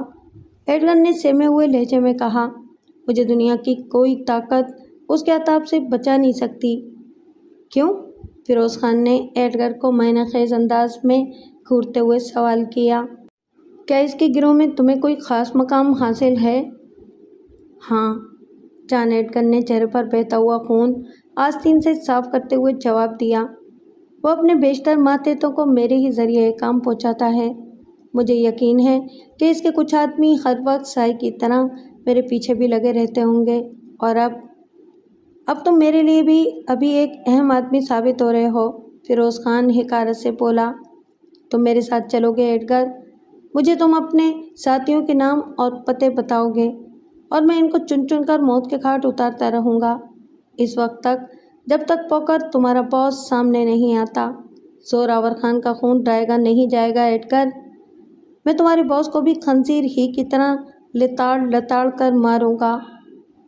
میں تمہارے ساتھ چلنے کو تیار ہوں، لیکن تمہیں میری حفاظت کا ذمہ لینا ہوگا جب تک پوکر زندہ ہے۔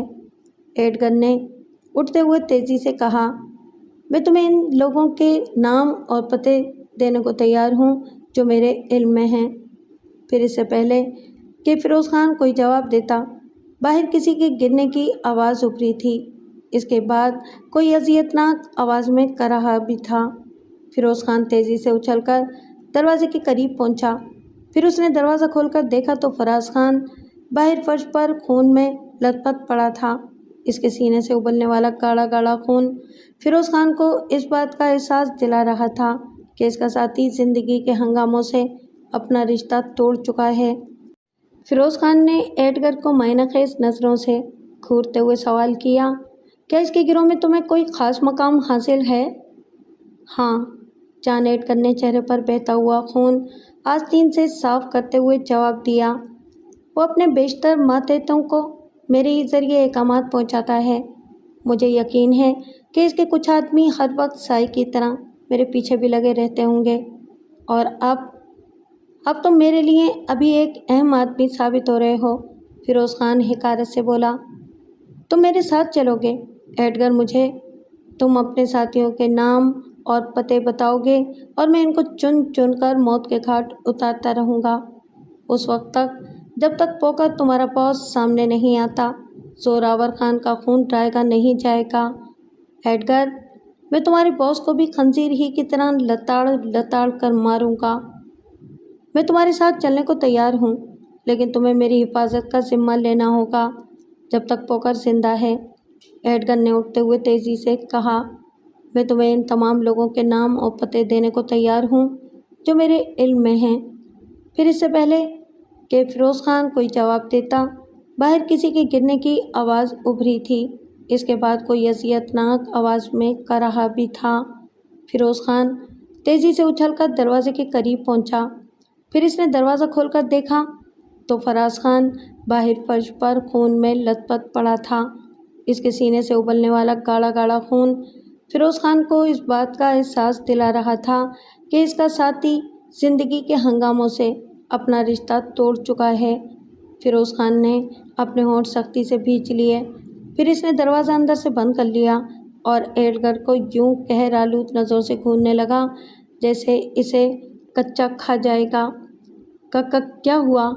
ایڈگر نے فیروز خان کے بگڑے ہوئے تیور محسوس کرتے ہوئے دبی آواز میں پوچھا۔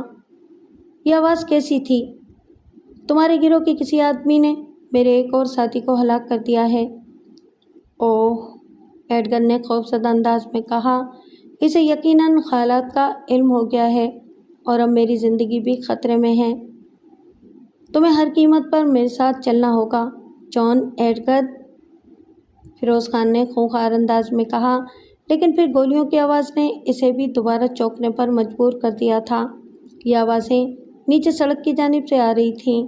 फिरोज़ खान तेज़ी से लपकता हुआ इस खिड़की की जानिब गया जो सड़क की तरफ खुलती थी, लेकिन अभी वो खिड़की खोलने का इरादा ही कर रहा था कि पुश्त से शीशा टूटने का छनाका हुआ और फिरोज़ खान को एक बार फिर तेज़ी से पलटना पड़ा।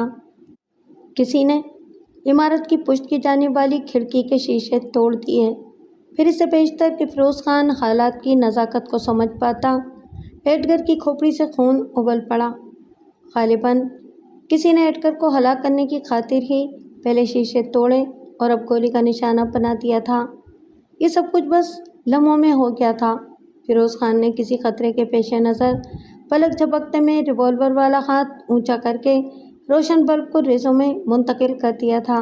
कमरे में घुप अंधेरा होते ही उसने अंदाजे से बैरूनी दरवाजे की तरफ छलांग लगाई, लेकिन दूसरे हिला में वो भी कराता हुआ ज़मीन पर ढेर हो गया। कमरे में अंधेरा होने के बावजूद फिरोज़ खान को अपनी पलकों के नीचे सूरज तुलू होकर अचानक गुरूब होते हुए महसूस हुआ था। अंधेरे में चलाई जाने वाली गोली ने इसके दाएं बाजू को ज़ख्मी किया था, इसलिए रिवॉल्वर उसके हाथ से निकल गया था। ज़मीन पर गिरने के बाद फिरोज़ खान ने दोबारा उठने की कोशिश की थी, लेकिन इसके ज़हन पर तेज़ी से गालिब आने वाली ख़ुनूदगी ने इसके आसाब को पूरी तरह बेबस कर दिया था। फिर इसके पपोटे बोझल होकर बंद हो गए थे। सिंड्रेला बार में दाखिल होने वाला आदमी अपनी ज़ाहिरी वज़े-क़ते से किसी अच्छे किरदार का मालिक नज़र नहीं आ रहा था, लेकिन ये कोई ऐसी हैरत अंगेज़ बात भी नहीं थी जो बार में बैठे हुए दूसरे अफराद को चौंकने पर मजबूर करती। वहाँ जितने अफराद भी मौजूद थे, सभी इस कुमाश के लोग थे जिन्हें माशरे में अच्छी नज़रों से नहीं देखा जाता। यूँ भी सिंड्रेला बार की शोहरत कुछ ज़्यादा अच्छी नहीं थी। बार का मालिक भी सज़ा याफ्ता रह चुका था। शायद इसीलिए उसने कोई दूसरा कारोबार करने के बजाय बार खोलने को तरजीह दी और शहरी हुदूद से दूर एक ऐसे इलाके को पसंद किया था जहाँ ज़्यादातर निचले दर्जे के लोग रहते थे। इस वक्त वो भी बार में एक ऊंचे स्टूल पर बैठा सिगार का धुआं उड़ाने में मसरूफ़ था जब उसकी नज़र बार के दरवाजे पर खड़े हुए नौवारिद पर पड़ी और वो यूं चौंका जैसे इसे अपनी आंखों पर यकीन ना आ रहा हो। लेकिन फिर इसने दूसरे हिला में नौवारिद पर से नज़रें हटाकर बार में बैठे हुए अफराद को घूरना शुरू कर दिया। तकरीबन तमाम ही लोग अपने अपने हाल में खुश थे।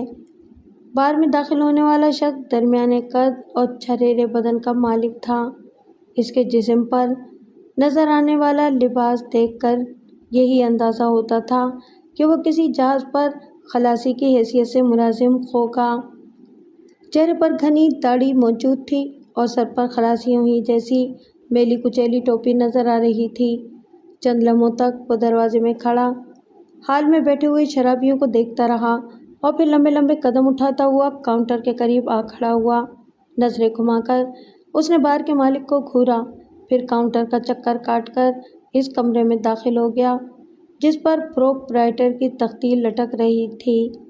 नौवारिद के कमरे में दाखिल होने के 2 मिनट बाद ही बार के मालिक जेनियन भी अपनी जगह से उठा और हाल पर एक नज़र डालते हुए अपने कमरे में दाखिल हो गया जहां इसकी कुर्सी पर नौवारिद पहले ही मौजूद था।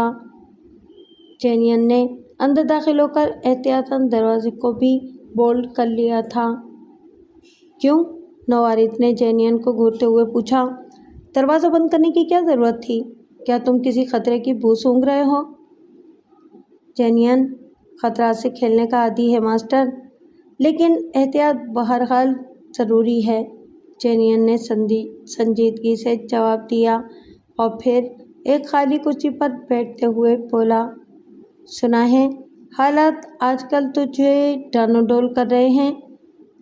हाँ, नौवारिद ने कुछ सोचते हुए कहा। कैप्टन शावर के दरमियान में आ जाने से खेल बिगड़ गया था। एडगर का क्या रहा? जेनियन ने पूछा। मैंने इसे गोली मारकर हमेशा के लिए खामोश कर दिया, नौवारिद ने सर्द आवाज़ में कहा। मौत से डरकर اس نے فیروز خان کی طرف دوستی کا ہاتھ بڑھانے کی کوشش کی تھی، اور تم جانتے ہو مائی ڈیئر چینین کہ ماسٹر پوکر سب کچھ گوارا کر سکتا ہے لیکن غداروں کو کسی قیمت پر معاف نہیں کر سکتا۔ ماسٹر، چینین نے میز پر کونیاں ٹکا کر آگے جھکتے ہوئے کہا، کیا یہ مناسب نہیں ہوگا کہ ہم فیروز خان کو بھی موت کے گھاٹ اتار دیں؟ وہ جب تک زندہ رہے گا ہمارے راستے میں رکاوٹیں کھڑی کرتا رہے گا۔ نہیں، ماسٹر پوکر نے تیزی سے کہا، فیروز خان جو کچھ کر رہا ہے اسے اس کا حق پہنچتا ہے، لیکن اس کا کیپٹن چاور کے ہاتھ لگ جانا پورا ہوا۔ ہو سکتا ہے کہ حالات کے پیش نظر وہ اب زوراور کا انتقام لینے کی خاطر کیپٹن شاور کو اپنے اعتماد میں لینے کی کوشش کرے۔ ویسے زوراور خان کی موت کا مجھے بھی گہرا صدمہ ہوا ہے۔ میں سمجھا نہیں ماسٹر، چینین نے چونکتے ہوئے کہا، کیا اس نے کیپٹن چاور کے تحت سارجنٹ ہاشمی سے مخبری کر کے ہمیں ڈبل کراس کرنے کی حماقت نہیں کی تھی؟ نہیں، غالباً تمہیں ابھی تک حالات کا علم نہیں ہوا، ماسٹر پوکر نے ہونٹ چباتے ہوئے کہا، ہمیں زوراور خان نے نہیں بلکہ ایڈگر نے ڈبل کراس کرنے کی کوشش کی تھی۔ کیا مطلب؟ چینین نے تعجب سے پوچھا اور پھر ماسٹر پوکر کو ایسی نظروں سے دیکھا جیسے اس کی اصلیت پر شبہ ہو۔ مجھے بھی اس کا علم کل رات کو ہی ہوا ہے، ماسٹر پوکر نے کہا۔ بریف کیس سے جو رقم غائب ہوئی تھی وہ مجھے ایڈگر کے فلیٹ سے مل گئی، اور اب یہی سوچا جا سکتا ہے کہ ایڈگر نے ہمیں ڈبل کراس کیا تھا، اور بریف کیس سے رقم غائب کرنے کی خاطر اس نے زوراور خان کے ساتھ ساتھ اپنے 2 ساتھیوں کو بھی خود ہی ہلاک کیا تھا۔ یہ بھی اتفاقی تھا کہ میں نے فلیٹ سے نشانات اور ثبوت مٹانے کی خاطر تلاشی لے ڈالی تھی، ورنہ خود میں بھی اصلیت سے کبھی آگاہ نہ ہوتا، اور یہ بھی ممکن ہے کہ میں فیروز خان کو بھی ٹھکانے لگا دیتا۔ سولیر کی بازیابی کے بارے میں کیا سوچا ہے ماسٹر؟ چینین نے تھوڑے توقف کے بعد سوال کیا۔ وہ ہمارے لیے زیادہ اہمیت نہیں رکھتی، ویسے وہ جن لوگوں کو جانتی ہے میں نے انہیں پہلے ہی ان کے ٹھکانوں سے دور کر دیا ہے، اس لیے اب کوئی خطرہ نہیں رہا۔ ماسٹر، چینین نے اپنا سگار بجھاتے ہوئے کہا، کیا یہ نہیں ہو سکتا کہ ہم فیروز کو اصلیت سے آگاہ کر دیں اور اس کی رقم اسے واپس کر دیں؟ کیا فائدہ ہوگا؟ کیوں؟ کیا اصل حالات معلوم ہو جانے کے بعد بھی وہ ہماری طرف سے مطمئن نہیں ہوگا؟ نہیں، ماسٹر پوکر بولا، اب اس کا وقت گزر چکا ہے۔ وہ یہی سوچے گا کہ کیپٹن شاور کی طرف سے خائف ہو کر اس کے ساتھ سمجھوتا کرنا چاہتے ہیں۔ اس کے علاوہ ہمیں یہ بھی خیال رکھنا چاہیے کہ فیروز خان ذات کا پٹھان ہے، وہ یہاں آ کر بس ضرور گیا ہے، لیکن اس کے خون کے اندر ابھی تک پٹھانوں والی خوشبو موجود ہے۔ جب تک وہ زوراور کا انتقام نہیں لے لے گا اس کے خون کی حدت کم نہیں ہوگی۔ پھر تو ایک ہی صورت باقی رہ جاتی ہے، چینین نے برا سا منہ بنا کر کہا، ہم کچھ دنوں کے لیے یا تو ملک چھوڑ دیں گے یا اپنا کاروبار بند کر کے کہیں ایسی جگہ روپوش ہو جائیں گے جہاں تک کیپٹن چاور کے ہاتھ پہنچ نہ جائیں۔ چینین، ماسٹر پوکر کے تیور اچانک خراب ہو گئے۔ وہ غصے میں میز پر ہاتھ مارتے ہوئے بولا، مجھے امید نہیں تھی کہ تم بھی ایسی بزدلی کی بات سوچ سکتے ہو۔ کیا میں یہ سمجھوں کہ تم حقیقتاً کیپٹن شاور سے خائف ہو؟ مجھے امید نہیں تھی کہ تم بھی ایسی بزدلی کی بات سوچ سکتے ہو۔ کیا میں یہ سمجھوں کہ تم حقیقتاً کیپٹن شاور سے خائف ہو؟ حالات کا تقاضا یہی کچھ ہے ماسٹر، چینین نے ہاتھ مسلتے ہوئے جواب دیا۔ کیا یہ نہیں ہو سکتا کہ ہم کیپٹن شاور کو ہی اپنے راستے سے ہٹا دیں؟ اگر یہ بات ہی ہے تو چینین کو اجازت دو باس، چینین تیزی سے اٹھتے ہوئے بولا، میں کیپٹن شاور کو ٹھکانے لگانے میں 2 روز سے زیادہ وقت نہیں لوں گا۔ سوچ لو چینین، کیپٹن شاور بے حد ذہین اور چالاک آدمی ہے، کہیں بعد میں تمہیں شرمندہ نہ ہونا پڑے۔ چینین کو بھی اپنی صلاحیتوں پر مکمل اعتماد ہے، تم صرف مجھے اجازت دے کر دیکھو۔ ٹھیک ہے، ماسٹر پوکر نے کچھ سوچتے ہوئے کہا، تمہیں اجازت ہے، لیکن ایک شرط پر۔ مجھے ہر شرط منظور ہے، چینین ٹھوس لہجے میں بولا۔ اگر حالات بگڑیں تو تم پولیس کے ہاتھوں سے بچنے کے لیے خود اپنے ہاتھوں سے ریوالور اپنی کنپٹی پر رکھ کر لپی دبا دو گے۔ ایگریڈ، جینین نے پورے اعتماد سے جواب دیا۔ کچھ دیر تک مسٹر پوکر اور جینین کے درمیان اسی قسم کی باتیں ہوتی رہیں۔ پھر ماسٹر پوکر جانے کے ارادے سے اٹھا تو جینین نے دبی زبان میں کہا، ماسٹر، کیا تمہیں اس بات کا یقین ہے کہ ایڈگر نے ہی ہمیں ڈبل کراس کیا ہے؟ کیوں؟ کیا تمہیں میری بات پر یقین نہیں؟ پوکر نے جینین کو تیز نظروں سے گھورا۔ یہ بات نہیں، ماسٹر، لیکن تم نے آج سے پہلے بریف کیس کی رقم کے بارے میں کوئی تذکرہ کیا نہیں تھا۔ اگر ہماری ملاقات روزانہ ہوتی تو میں تمہیں ضرور آگاہ کرتا۔ ماسٹر پوکر نے سپاٹ آواز میں جواب دیا۔ تم شاید بھول رہے ہو ماسٹر کہ ہم 3 روز پہلے بھی ملے تھے۔ جینین نے ایک بار پھر ماسٹر پوکر کو معنی خیز نظروں سے گھورا۔ مجھے یاد ہے، لیکن اس وقت میں اس بات کا تذکرہ مناسب نہیں سمجھا تھا، ماسٹر پوکر نے جلدی سے کہا اور پھر گفتگو کا رخ بدلتے ہوئے بولا، کیپٹن شاور کے بارے میں اپنا عہد یاد رکھنا، کہیں ایسا نہ ہو کہ تم بیک آؤٹ ہو جاؤ۔ حالات نے تمہارے ذہن پر بھی تھوڑا بہت اثر تو چھوڑا ہے ماسٹر، ورنہ تم جینین کے بارے میں ایسا جملہ کبھی نہ کہتے۔ جینین نے ہونٹ چباتے ہوئے قدرے ناخوشگوار لہجے میں کہا، پھر دبی زبان میں بولا، کہیں ایسا تو نہیں کہ تم بھی کیپٹن شاور سے خائف ہو گئے ہو؟ اس کا فیصلہ بھی ہو جائے گا، ماسٹر پوکر نے خراتے ہوئے کہا۔ اگر 2 روز کی مہلت میں تم ناکام ہو گئے تو پھر میں کیپٹن شاور کو ٹھکانے لگا کر تمہیں بتا دوں گا کہ پوکر کی رگوں میں دوڑنے والا خون ابھی سرد نہیں ہوا ہے۔ رہا تمہارا مسئلہ تو تم خود جانتے ہو کہ میں تم پر کتنا اعتماد کرتا ہوں۔ مجھے اس بات پر فخر ہے ماسٹر پوکر، اور میں یہ بھی جانتا ہوں کہ میرے علاوہ تم نے آج تک گروہ کے کسی آدمی کو اپنے مستقل ٹھکانے سے بھی آگاہ نہیں کیا۔ جینین نے اس بار سنجیدگی سے جواب دیا۔ خوب یاد آیا جینین، ماسٹر پوکر نے کسی خیال سے چونکتے ہوئے کہا، کیا کل رات تم تھوڑا سا وقت نکال سکو گے؟ کوئی خاص بات؟ ہاں، ماسٹر پوکر نے جواب دیا، مجھے تم سے ایک اہم سلسلے میں کچھ ضروری باتیں کرنا ہے۔ کوئی نئی پارٹی پھنسنے والی ہے کیا؟ کیوں؟ جینین نے معنی خیز انداز میں پوچھا۔ اس وقت میں ذرا جلدی میں ہوں، کل آرام سے بات ہوگی، بھولنا نہیں، میں تمہارا انتظار کروں گا۔ اوکے ماسٹر، جینین نے شانے اچکاتے ہوئے کہا، میں بار بند کر کے ہی آ سکوں گا۔ جواب میں ماسٹر پوکر نے جینین پر ایک الوداعی نگاہ ڈالی اور پھر لمبے لمبے قدم اٹھاتا ہوا کمرے سے باہر نکل گیا۔ حال سے گزرتے ہوئے اس نے بہکے ہوئے شرابیوں پر بھی ایک سرسری نگاہ ڈالنا ضروری سمجھی تھی۔ فیروز خان کے چہرے سے شدید کرب اور جھلاہٹ کے ملے جلے تاثرات عیاں ہو رہے تھے۔ ایڈگر کے فلیٹ پر پیش آنے والے حادثے نے اسے مجبوراً کیپٹن شاور کے رحم و کرم پر ڈال دیا تھا۔ اسے صرف اتنا یاد تھا کہ ایڈگر کے فلیٹ کی روشنیاں بند کرنے کے بعد اس نے خود کو خطرے سے بچانے کی خاطر بیرونی دروازے کی جانب جست بھری تھی، لیکن پھر خود ہی ایک گولی کا نشانہ بن گیا تھا۔ اندھیرے کی وجہ سے پوشیدہ فائر کرنے والے کا نشانہ چوک گیا تھا، ورنہ وہ گولی اس کے بازوؤں کو زخمی کرنے کے بجائے اس کی کھوپڑی میں سوراخ کر سکتی تھی۔ بہرحال گولی لگنے کے بعد وہ بے ہوش ہو گیا تھا اور ہوش آنے پر اس نے خود کو کیپٹن شاور کی رہائش گاہ کے کمرے میں پایا تھا۔ پھر کیپٹن شاور ہی کی زبانی اسے تفصیلات کا علم بھی ہوا تھا۔ کیپٹن شاور نے اسے یہ بھی بتایا تھا کہ وہ پہلی ملاقات کے بعد سے برابر سائے کی طرح اس کے پیچھے لگا ہوا تھا۔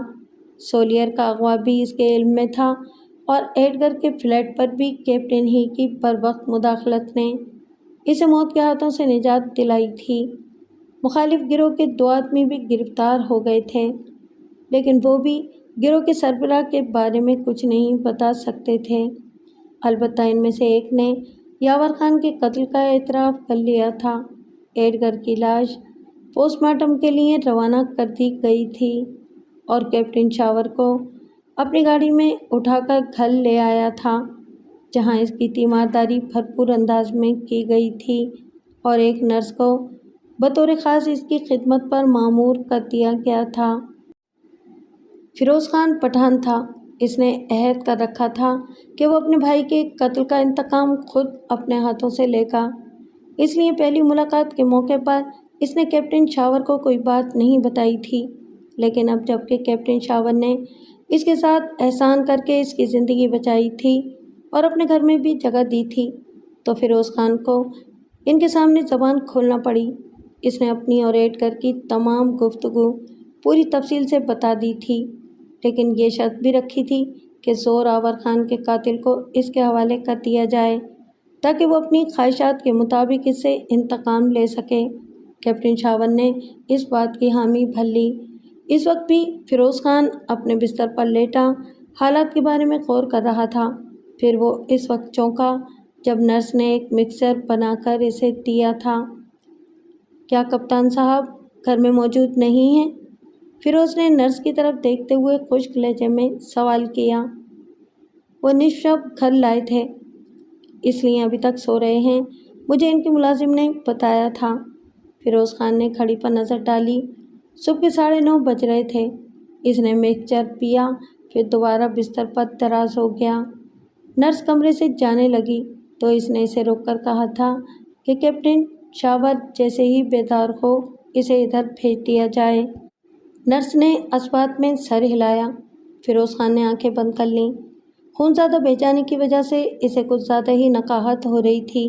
اگر پر وقت طبی امداد نہ ملی تو نہ جانے اس کا انجام کیا ہوتا، مگر اس وقت اسے اپنے انجام سے زیادہ اس قاتل کی فکر ستا رہی تھی جس نے زور آور خان کو موت کے گھاٹ اتارا تھا اور ابھی تک آزادی سے گھوم رہا تھا۔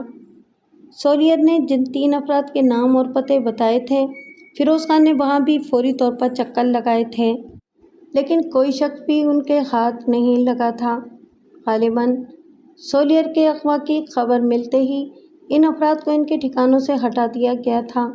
سولیئر کے مقابلے میں جان ایڈگر کی شخصیت اسے زیادہ اہم نظر آ رہی تھی، لیکن قبل اس کے کہ ایڈگر کی ذات سے وہ کوئی فائدہ اٹھاتا، اسے بھی خود اسی کے آدمیوں نے ہلاک کر دیا تھا۔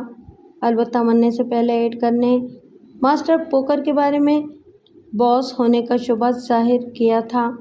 یہی ایک ایسا نام تھا جو زور آور خان کے قاتلوں تک فیروز خان کی رہنمائی کر سکتا تھا، مگر اس سلسلے میں وہ حالات کی ستم ظریفیوں کا شکار ہو گیا تھا اور اب زخمی حالت میں کیپٹن شاور کی رہائش گاہ پر موجود تھا۔ کمرے میں قدموں کی آواز ابھری تو فیروز خان نے آنکھیں کھول لیں۔ آنے والا کیپٹن شاور کے سوا اور کوئی نہیں تھا۔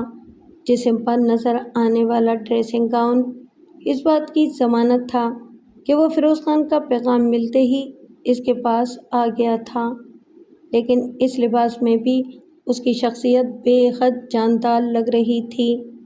درمیانہ قد، چھریرے بدن پر گہرے چاکلیٹی رنگ کا پھولدار ریشمی گاؤن بھی بہت جچ رہا تھا۔ فیروز خان کو دیکھ کر اس کے چہرے پر بڑی دلاویز مسکراہٹ ابھری تھی۔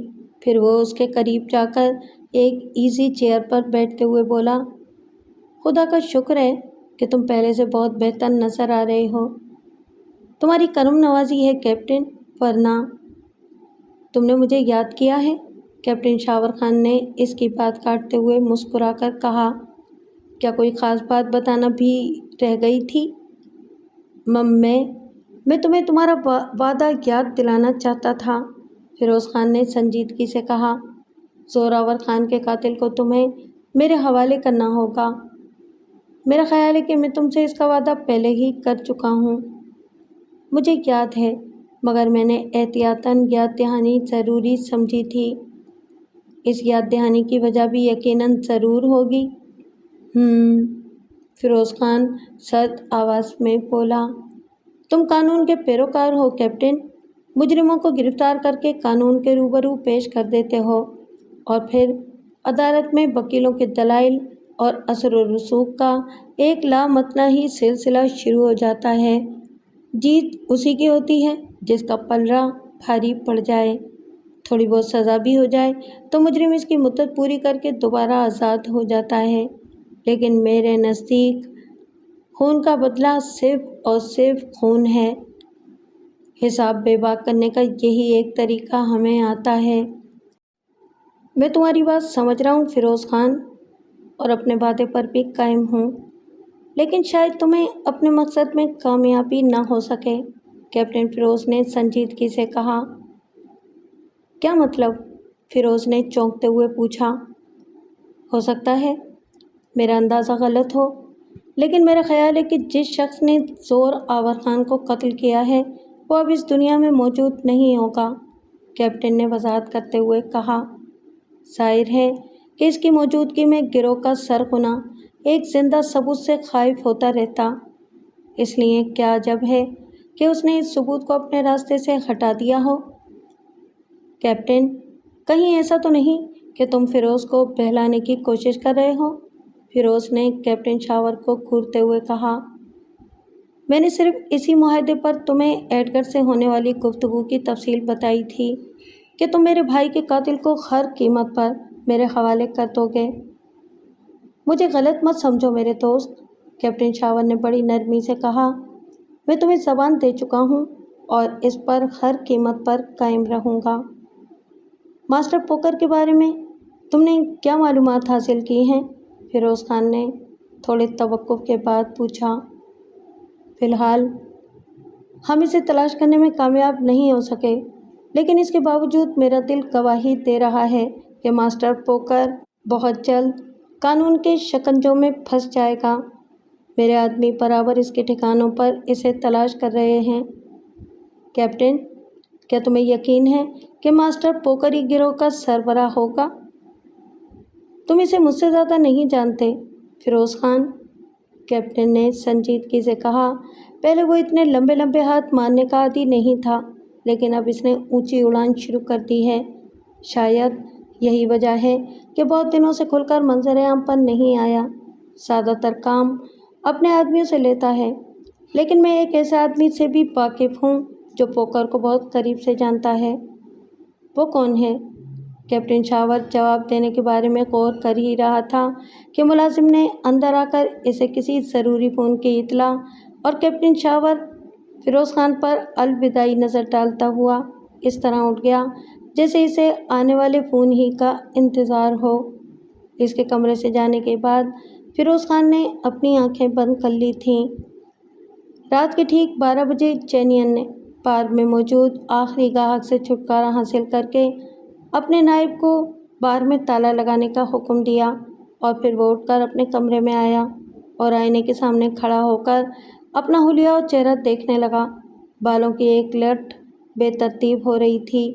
اس نے برش اٹھا کر بالوں کو سلیقے سے جمایا، پھر لمبے لمبے قدم اٹھاتا ہوا عقبی راستے سے پچھلی گلی میں آ گیا جہاں اس کی سیاہ رنگ کی پرانی ڈاج کھڑی تھی۔ گاڑی کا دروازہ کھولنے سے پہلے اس نے نظریں گھما کر گلی کا جائزہ لیا، لیکن وہاں دور دور تک کسی کا نشان نہیں تھا۔ اطمینان کا سانس لیتا ہوا وہ دروازہ کھول کر اسٹیئرنگ پر بیٹھا، پھر دوسرے ہلے میں ڈاج حرکت میں آ گئی۔ بار کے صدر دروازے کے قریب دو بہکے ہوئے شرابی ایک دوسرے سے دستوں گریباں ہو رہے تھے۔ چینین نے انہیں حقارت سے ایک نظر ڈالتے ہوئے گاڑی کی رفتار تیز کر دی۔ ڈیش بورڈ کے قریب رفتار بتانے والی سوئی بڑھتی ہوئی رفتار کی نشاندہی کر رہی تھی۔ تقریباً نصف گھنٹے تک ڈاج ویران سڑکوں پر فراٹے بھرتی رہی، پھر چینین نے اسے لیبر کالونی کی ایک نیم پختہ گلی میں موڑ لیا جہاں زیادہ تر مزدور پیشہ اور نچلے طبقے کے لوگ رہتے تھے۔ راستہ ہموار تھا، اس لیے ڈاج کی رفتار بھی کم ہو گئی تھی۔ گلی میں 50 گز آگے جانے کے بعد چینین نے ڈاج کو ایک ایسی عمارت کے سامنے روک کر انجن بند کر دیا جو 2 منزلہ تھی، لیکن اس کی شکستہ حالت وہاں رہنے والوں کی ابتری کا منہ بولتا ثبوت نظر آ رہی تھی۔ نچلی منزل پر ایک گیراج تھا اور ایک پرانی وضع کی دکان تھی جس پر صرف پروویژن اسٹور کی ایک تختی ہاتھ سے جلی حروفوں میں لکھ کر لٹکا دی گئی تھی۔ دکان اور گیراج کے درمیان اوپر جانے والا لکڑی کا زینہ تھا جس کا بیرونی دروازہ اس وقت اندر سے بند تھا۔ دروازے کی بیرونی حالت بھی عمارت کی طرح شکستہ تھی۔ चेनियन ने गाड़ी से उतरकर एक बार गली का जायज़ा लिया, फिर आगे बढ़कर दरवाजे पर दस्तक देने लगा। खट खट खट खट खट। इसने इसी तरतीब से मखसूस अंदाज में 3 बार दस्तक दी, फिर दूसरी जानिब से उभरने वाली किसी आवाज़ को सुनने लगा। लकड़ी की सीढ़ियों से कोई नीचे उतर रहा था। फिर दरवाजे के करीब पहुंचकर कदमों की आवाज़ रुक गई। कौन है? अंदर से एक निस्वानी आवाज़ सुनाई दी। जेनियन 007। जेनियन ने आहिस्ता से जवाब दिया। जेनियन के जवाब पर दरवाज़ा खुलने में देर नहीं हुई। सीढ़ियों पर तारीकी के बावजूद जेनियन ने नीमुरिया लिबास में खड़ी लड़की को मायनेखेज़ नज़रों से देखा। फिर इसने खुद ही अंदर दाखिल होकर लड़की को करीब से देखा तो लड़की के होंठों पर भी मखसूस अंदाज का कारोबारी तबस्सुम उभर आया। जेनियन ने इसे पहचानते हुए आहिस्ता से कहा, तो ये तुम हो जूलिया? क्या मास्टर अभी तक तुम्हारे साथ गुजारा कर रहा है? तुम्हें ताज्जुब क्यों है? जूलिया बोली। क्या तुम नहीं जानते कि मास्टर तुम्हारे बाद सबसे ज़्यादा मुझ पर एतबार करता है? खूब जानता हूँ, लेकिन अब मैं मास्टर को यही मशवरा दूंगा कि इसे वक्तन फ़वक्तन मुँह का जायका भी बदलते रहना चाहिए। जेनियन ने सरगोशी की। Oh you bastard. Julia genuine के पीछे झपटी, लेकिन जेनियन इतनी देर में ऊपर पहुंच गया। इमारत की दूसरी मंजिल भी महज 2 कमरों पर मुश्तमिल थी। सीढ़ियों के बाद पहला कमरा टूटे फूटे साजो सामान और जंग आलू टीन के डब्बों का स्टोर नज़र आ रहा था। जेनियन इस कमरे से गुजरकर दूसरे कमरे में आ गया, जहाँ की हालत पहले कमरे से बहुत ज़्यादा बेहतर थी। लेकिन जेनियन कमरे की हालत देखने के बजाय दरमियाने कद और छरेरे बदन वाले इस शख्स को देख रहा था, जो जेनियन को देखते ही इत्मीनान का सांस लेकर दोबारा शिकन आलूद बिस्तर पर बैठ चुका था, मगर इसकी आंखें बदसूर जेनियन के चेहरे पर मरकूज थीं। कमरे में केरोसिन लैंप की रोशनी ने मलगजी अंधेरे को बड़ी हद तक दूर कर रखा था। जेनियन अभी गुफ्तगू के आगाज़ का इरादा कर ही रहा था कि जूलिया कमरे में दाखिल हो गई।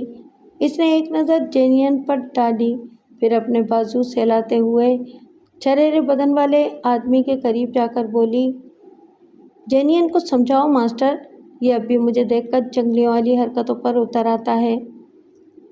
गलती मेरी नहीं है मास्टर, जेनियन ने तेज़ी से कहा। इस लड़की को देखकर मुझे हमेशा किसी जंगली खूंखार बिल्ली का ख्याल आ जाता है, जिसके नाखून जहरीले होते हैं, लिहाजा अपने बचाव के लिए मुझे हाथ पांव चलाने पड़ते हैं। तुमने सुना मास्टर पोकर? जूलिया ने इठलाते हुए कहा। यह खुशकी का तेंदुआ मुझे किस नाम से मुखातिब करता है? मास्टर पोकर ने इनकी बातों पर कोई तवज्जो नहीं दी। वो बदस्तूर संजीदा नज़रों से जेनियन को देख रहा था। इस तरह क्या देख रहे हो मास्टर? जेनियन ने मास्टर पोकर की निगाहों को पढ़ते हुए कहा। आज सिर्फ पहला दिन गुजरा है और कल रात से पहले पहले मैं अपने मिशन में ज़रूर कामयाब हो जाऊंगा। कैप्टन शावर की लाश तुम्हारे लिए मेरी जानिब से यकीनन एक खूबसूरत तोहफा साबित होगी। क्या? मास्टर पोकर एक झटके से दोबारा उठकर खड़ा हो गया। क्या वो तुम्हारे बार तक पहुंचने में भी कामयाब हो गया है? जेनियन मुस्कुराया, फिर बड़े इत्मीनान के साथ आगे बढ़कर एक कुर्सी पर बैठते हुए बोला, जेनियन बैक आउट नहीं करेगा मास्टर।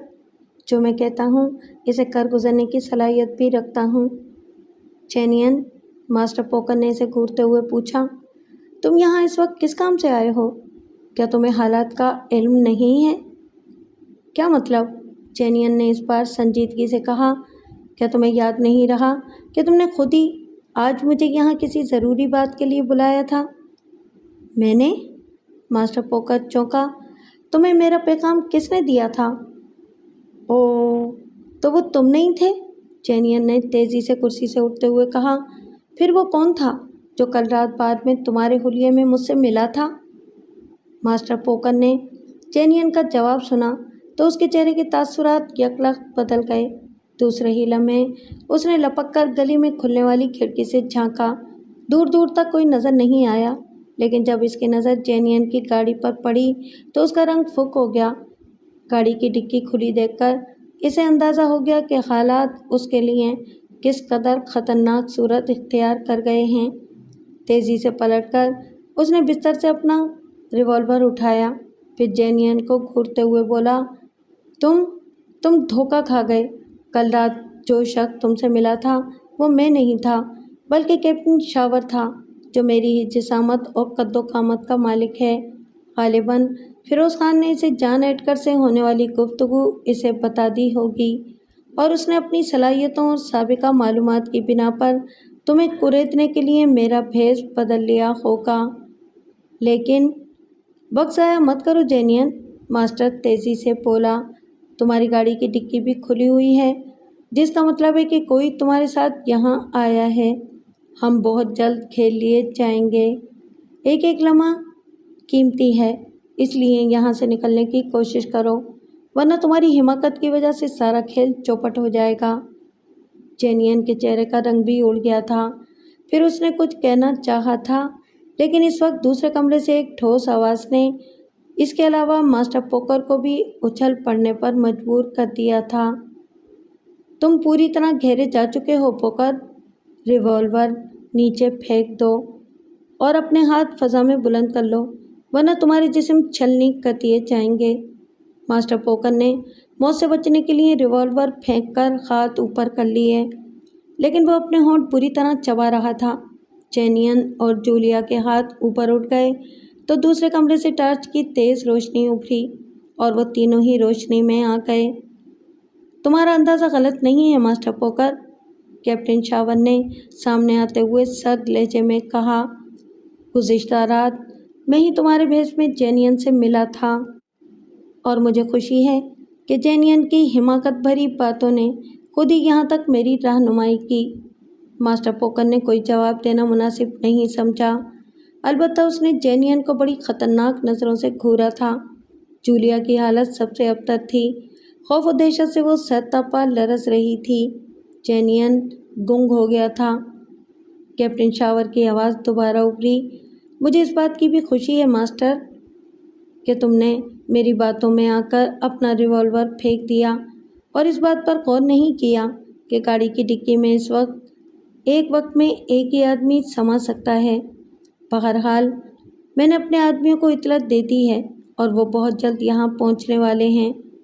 फिर वही हुआ जो कैप्टन शावर ने कहा था। 5 मिनट बाद ही सीढ़ियों पर कदमों की आवाज़ें उभरना शुरू हो गई थीं। आने वाली तादाद में 5 थे, लेकिन पूरी तरह मुसल्लह थे। मास्टर पोकर ने अपनी गिरफ्तारी के वक्त भी किसी मज़ाहमत का मुजाहरा नहीं किया, लेकिन हाथ में हथकड़ियाँ पहनते वक्त उसने जिस अंदाज में जेनियन को घूरा था, इसका मकसद यही था कि वो जेनियन को लानत मलामत कर रहा है। मास्टर पोकर के बाद जेनियन और जूलिया के हाथों में भी हथकड़ियाँ डाल दी गई थीं। 1 हफ्ते बाद जब कैप्टन ने फ़िरोज़ ख़ान को केस की पूरी तफसील सुनाई और इस बात का यकीन दिलाया कि ज़ोरावर ख़ान का कातिल जॉन एडगर था, जो अब इस दुनिया में मौजूद नहीं है, तो फ़िरोज़ ख़ान की आंखें नमनाक हो गईं। शायद इसे इस बात का सदमा था कि वो खुद अपने हाथों से अपने भाई के खून का बदला नहीं ले सका था। मैं तुम्हारा शुक्रगुज़ार हूँ फ़िरोज़ ख़ान कि तुमने एडगर से होने वाली गुफ्तगू की तफसील बताकर मुझे एक ऐसे मुजरिम को बेनकाब करने का मौका फ़राहम किया, जो बहुत दिनों से कानून की नज़रों में धूल झोंक रहा था। कैप्टन, फ़िरोज़ ख़ान ने भराई हुई आवाज़ में कहा, क्या तुम इस बात को पूरे यकीन से कह सकते हो कि ज़ोरावर ख़ान को एडगर ही ने कत्ल किया था? कहीं ऐसा तो नहीं कि तुम कानून के तकाज़ों को पूरा करने के लिए मुझे बहलाने की कोशिश कर रहे हो? मैं एक मुसलमान हूँ और अपने सच्चे ईमान की कसम खाकर कह रहा हूँ फ़िरोज़ ख़ान कि तुम्हारे भाई का कातिल एडगर ही था, जो अपने ही साथियों की गोली का निशाना बन चुका है। कैप्टन शावर ने ठोस लहजे में कहा, क्या तुम्हें इस बात की खुशी नहीं है कि एडगर ने जिन लोगों के लिए अपनी ज़िंदगी दांव पर लगाई थी, इन्हीं लोगों ने इसे मौत के घाट उतार दिया? हाँ, आज मैं बहुत खुश हूँ। فیروز خان نے بھرائی ہوئی آواز میں جواب دیا، پھر بچوں کی طرح اپنا چہرہ ہاتھوں میں چھپا کر سسکیاں بھرنے لگا۔ شاید زوراور خان کی موت کا غم دوبارہ تازہ ہو گیا تھا۔ پھر اسی شام پہلی بار فیروز خان نے کیپٹن شاور کے ساتھ قبرستان جا کر اپنے بھائی کی قبر پر پھول چڑھائے تھے۔